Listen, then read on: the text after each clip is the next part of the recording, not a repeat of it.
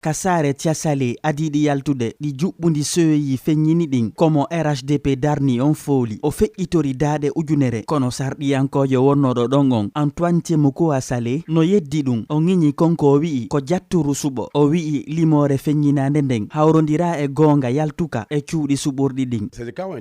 o fe'itori lan ko hebbita kon batte subongo gasude deri temedere noga e jeedidi dimi jogidi no bangini ko laabi pos wonde ko sei on ewni kon wona gonga be okkimo kanko mo mi folotiri on daade ujune didi ko dun don be waylitiri yaltudi di